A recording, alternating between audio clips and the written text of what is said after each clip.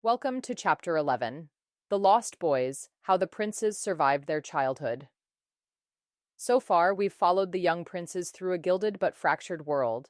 In the last chapter, we saw William and Harry, so different in temperament, bound together by the quiet burdens of royalty. But this chapter is different. This is where the cracks widen, where the noise outside becomes deafening, where betrayal doesn't just come from the press or the palace, but from within the family itself. Chapter 11 is about how two boys tried to grow up while their world collapsed around them, and how grief, myth-making, and silence shaped not just their childhood, but everything that came after. On December 9th, 1992, Prime Minister John Major announced in Parliament the news of Charles and Diana's separation. The two princes listened sadly as their parents warned them in advance in the headmaster's sitting room at Ludgrove. "I hope you will both be happier now," said William with heartbreaking maturity after both boys had shed their tears. I think this single sentence from William, "I hope you will both be happier now," is one of the most heartbreaking things a child could say. It's a forced maturity, a child's desperate attempt to make sense of adult pain. Even at 12, he was already playing peacemaker between his parents. One summer afternoon in 1993, Diana took the boys to a matinee showing of Jurassic Park at the Odeon Leicester Square. An ugly scrum of paparazzi waited to pounce as they came out. Harvey writes that a flash of black shot across his view. It was Diana, but this was a Diana I had never seen before. It was her face, but it was now red and twisted. She was racing towards us through the crowds. Her eyes were fixed on us, and then she let out a scream like a wild animal. She confronted the photographers, yelling repeatedly, "You make my life hell." Images such as this would haunt William and Harry in the years ahead. So I feel this wasn't just a mother protecting her kids. It was a breaking point. And the boys saw it all. When we talk about emotional trauma, this is the kind of repeated helplessness that sinks into a child's psyche and never really leaves. William, then 12, asked her, "Is it true, Mother? Is it true that Daddy never loved you?" That question, raw, simple, brutal. It's a moment when the fairy tale finally collapses for a child. As you'll remember from the last chapter, William had already stepped into the role of Diana's wise old man. And yet here he's just a boy begging for a truth that won't hurt.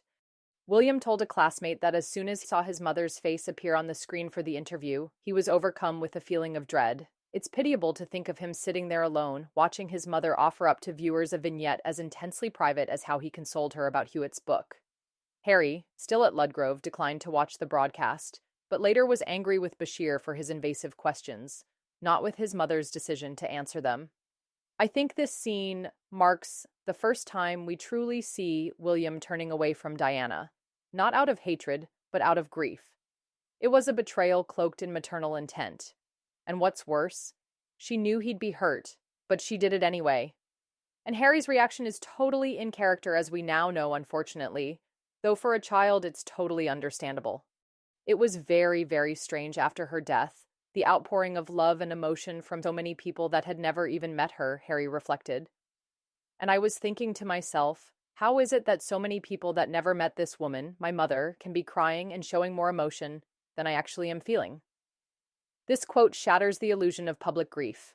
The boys weren't just mourning their mother, they were trying to grieve under the microscope of a nation. And sometimes that grief was drowned out by the performative mourning of strangers. Did Diana protect them? It's not a debate that William and Harry want to have. She was walking a tightrope with her relationships with the press, Saunders told me. It wasn't the press that had an affair with James Hewitt. It wasn't the press that had an affair with Oliver Hoare and sat outside his house in the middle of the night. All Diana's crazier decisions made sense to her at the time. In her wounded fury, she lost all sense of the impact of her actions. The camera was Diana's fatal attraction and her most potent weapon, the source of so much power at the price of so much pain. She was always gambling with those odds. Today, her sons express their lasting contempt for the press in different ways, but neither of them has yet been heard to reflect on how much Diana loved to dance with danger. I think this is where the tone shifts from sorrow to reckoning. Diana wasn't just a victim. She was also an architect of her own downfall. That doesn't diminish her love for her sons, but it complicates her legacy. And William and Harry are left holding both truths at once, that she loved them fiercely and that she hurt them deeply. This chapter doesn't offer neat conclusions. It's a brutal portrait of what happens when loyalty, legacy, and love collide in a public arena. Diana's memory shaped her sons, but so did her contradictions. As we move forward, keep this duality in mind, because the next chapters will reveal how those contradictions shaped the men William and Harry eventually became.